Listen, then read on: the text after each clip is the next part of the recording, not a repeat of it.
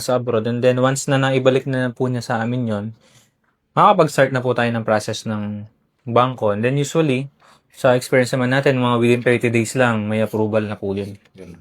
Usually, mag-reach out yung mga mag-CCI ng bangko, usually via email, ganun, dun sa HR po nila. Then, para lang po for transparency, nakalagay po dito sa contract to sell natin na yung capital gains tax, shoulder po siya ni seller, and then dito po sa page 2, yung documentary stamp tax, transfer fee, and registration fee, tapos yung mga notaryo po.